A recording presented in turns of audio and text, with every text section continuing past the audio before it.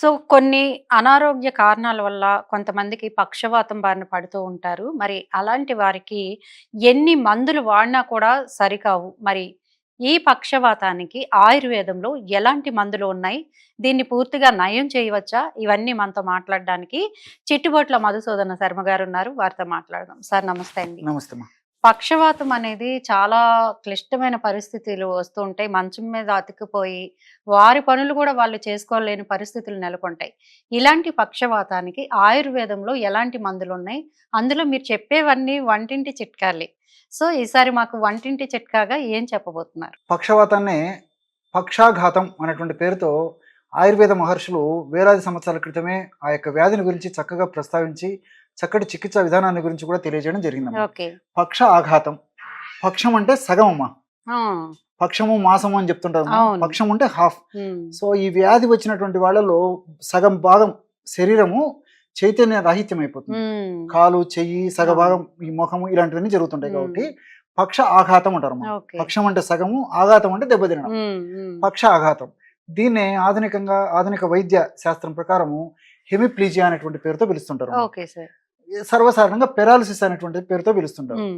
ఈ పక్షవాతము లేదా పక్షాఘాతము లేదా హెమిప్లీజియా లేదా పెరాలిసిస్ అని చెప్పబడేటువంటి ఈ వ్యాధి ఎలా కలుగుతుందంటేమా, మెదడులో రక్తం గడ్డగట్టడం వల్ల ఎక్కువ శాతం మందిలో కలుగుతుంటుంది. హ్మ్. రక్తనాళాల్లో ప్రవహించేటువంటి రక్తం గడ్డగట్టడం వల్ల పక్షవాతం వస్తూ ఉంటుందమ్మా. ఓకే. ఎక్కువ శాతం మందిలో. హ్మ్. హ్మ్. అతి తక్కువ శాతం మందిలో మాత్రం రక్తనాళాలు చిట్టడం వల్ల కూడా వస్తుంటుంది. ఓహ్! సో ఈ సమస్య వచ్చినప్పుడు అర్ధ భాగం అంటే కుడివైపు కానీ ఎడమవైపు కానీ కాలు, అదేవిధంగా చెయ్యి, అదేవిధంగా ఈ యొక్క ముఖ భాగము ఇదంతా స్పర్శ రాహిత్యంగా అయిపోయి చైతన్య రాహిత్యం అయిపోతుందమ్మా. హ్మ్. సో చెయ్యి ఎత్తడం కష్టంగా ఉంటుంది, దించడం కష్టంగా ఉంటుంది, చేతి ఏదైనా తీసుకోవడానికి ఇబ్బంది పడేటువంటి పరిస్థితి ఏర్పడుతుంది. అదేవిధంగా నడవాలన్నా, కూర్చోవాలన్నా, పడుకోవాలన్నా, మెట్లు ఎక్కాలన్నా ఏది చేత కదమ్మా. హ్మ్. సో మనిషి నిస్సహాయ స్థితి, అవును. అంటే సపోర్ట్ లేనిది ఆ మనిషి కదలేనటువంటి పరిస్థితి ఉంటుందమ్మా. హ్మ్. సో ఉన్నట్టుండి కుప్పకూల్చేటువంటి పరిస్థితి ఈ వ్యాధిలో కలుగుతుందమ్మా. ఎక్కువ ఓకే. శాతం మందిలో. హ్మ్. అతి తక్కువ శాతం మందిలో మాత్రం కొన్ని లక్షణాలు కనిపిస్తుంటాయమ్మా, ఇలాంటి లక్షణాలన్నీ. హ్మ్. కానీ ఎక్కువ శాతం మందిలో మాత్రం సడన్ గా కుప్పకూలిపోతారు. అవును.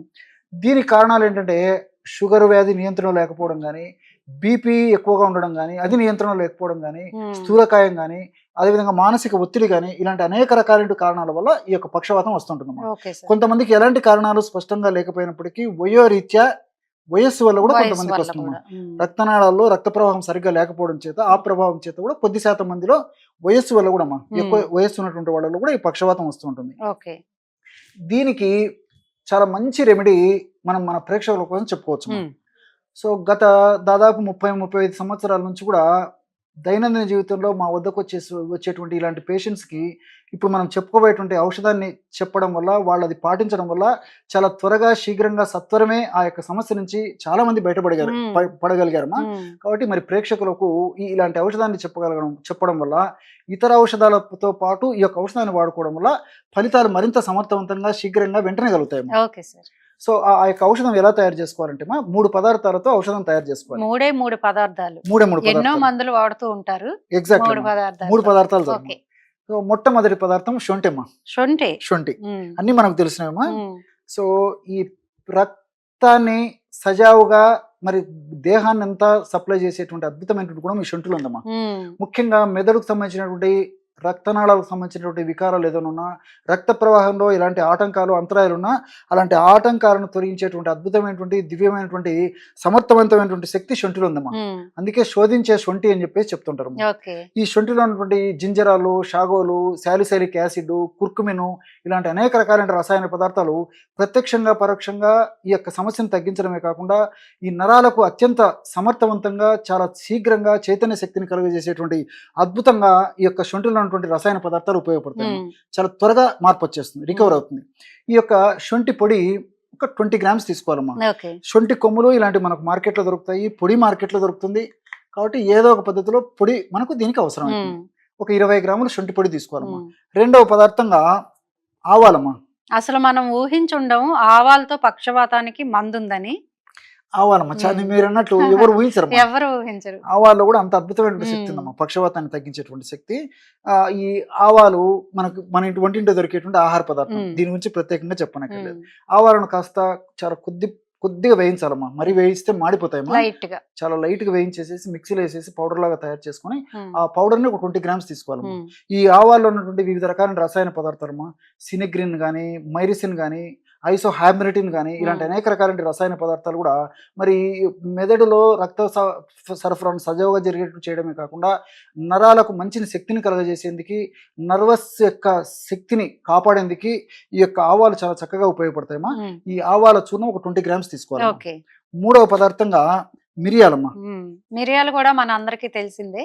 మిరియాలు కూడా చాలా చక్కగా ఈ యొక్క సమస్య తగ్గేందుకు ఉపయోగపడతాయమ్మా. ఉమ్, మిరియాలు కూడా కాస్త వేయించేసేసి చూర్ణంలాగా తయారు చేసుకొని ఆ యొక్క చూర్ణాన్ని కూడా ఒక 20 గ్రాములు తీసుకోవాలి. ఉమ్, మిరియాల్లో ఉన్నటువంటి ఈ యొక్క పెప్పరిన్ అనేటువంటి రసాయన పదార్థం కూడా ఈ యొక్క సమస్య తగ్గేందుకు చాలా చక్కగా ఉపయోగపడుతుంది. ఉమ్, అంతేకాకుండా ఈ యొక్క మిరియాల్లో ఉన్నటువంటి మరొక గుణం ఏంటంటే, పెప్పరిన్ యొక్క మరొక గుణము రక్తనాళాలు సంకోచ వ్యాకోచాలను బాగా చేసేసి, రక్తనాళాలలో దోషం లేకుండా చేసేసి, రక్త ప్రవాహాన్ని బాగా సజావుగా జరిగేట్టు చేసేటువంటి అద్భుతమైనటువంటి గుణాలు ఈ మిరియాల్లో ఉన్నటువంటి ఈ యొక్క పెప్పరిన్ అనేటువంటి రసాయన పదార్థంలో ఉన్నాయన్నమాట. ఉమ్, అంతేకాకుండా ఈ యొక్క మిరియాలు ఈ విధంగా వాడుకోవడం వల్ల మెదడుకు సంబంధించినటువంటి ముఖ్యంగా మరి మాట ఇవన్నీ లక్షణాలు ఉన్నప్పటికీ ఉమ్, మాట స్పష్టంగా లేకపోవడము, అవును. మాట సరిగ్గా రాకపోవడము, అదేవిధంగా మరి జ్ఞాపక శక్తి తగ్గడం, ఇలాంటివన్నీ కూడా పక్షవాత రోగికి ఈ లక్షణాలన్నీ కూడా ఉంటాయి. ఉమ్, అలాంటి లక్షణాలన్నీ మరింత త్వరగా సమర్థవంతంగా వెంటనే తగ్గించేందుకు ఈ మిరియాల్లో ఉన్నటువంటి పెప్పరిన్ అనేటువంటి రసాయన పదార్థం ఉపయోగపడుతుంది. ఉమ్, ఈ మిరియాల పొడి కూడా ఒక 20 గ్రాములు తీసుకోవాలి. ఓకే. ఈ 3 పదార్థాలు అంటే శొంఠి పొడి 20 గ్రాములు,